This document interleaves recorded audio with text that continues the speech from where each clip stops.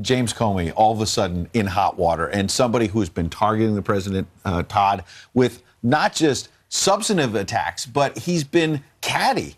James Comey, and talking about the president's skin tone and his hands, and it's really blown up in his face. But now there's something much more serious, the idea that he may have broken the law with classified leaks. Yeah, for a lawyer to do what he did, especially a lawyer at the top of his profession, running the FBI, is shocking. And in response, Donald Trump has tweeted, James Comey illegally leaked classified documents to the press in order to generate a special counsel. Therefore, the special counsel was established based on an illegal act.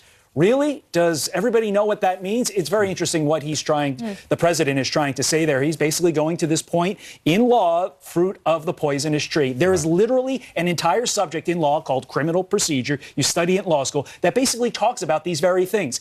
And you had a great example in the 6A. If I do an illegal search of a car and I find something that leads to a prosecution, in all instances, many instances, that prosecution is done. Could that be the case here? And here's why it matters, because James Comey, we have been told, the New York Times and others have reported for months, that he wrote these 7 memos, 2 of which apparently at least had classified information, because he wanted to get a record. He wanted to make sure that his story was consistent.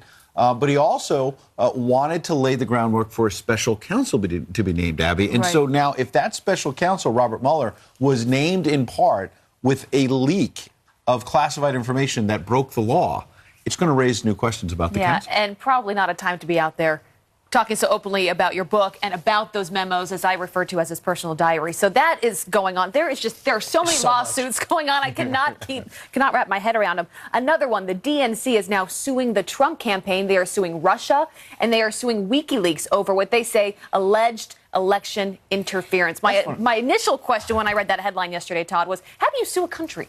Yeah, and that's a question that a lot of legal experts are saying. One person who seems to think it's a great idea is the DNC chair, Tom Perez. It's his suit. Here's what he had to say about it. We want to send a very, very clear signal.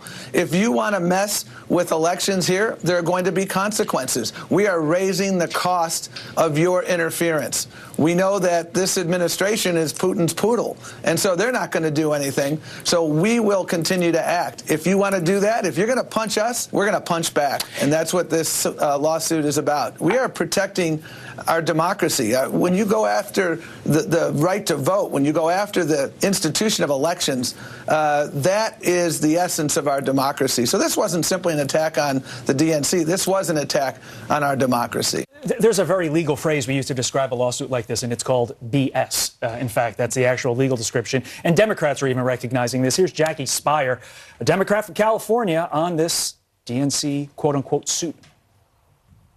I actually think this lawsuit is ill-conceived, and I'm not very supportive of it.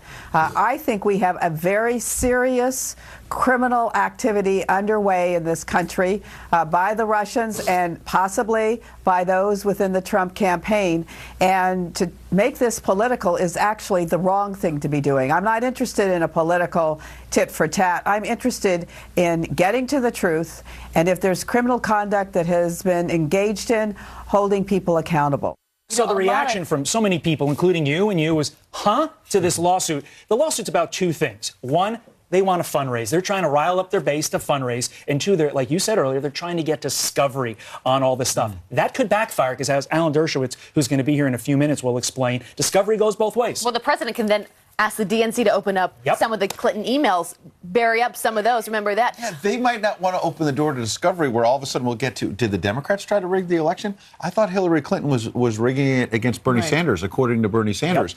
There's all kinds of questions for them. Also, the president all along has said that the Russia collusion narrative was a distraction, an excuse for why they lost the election, Democrats. And here they're giving him more fodder by saying, we want to talk about Russia instead of jobs, health care, and all the other issues. That's going to be their own problem, the Democrats, when they go out to run for re-election.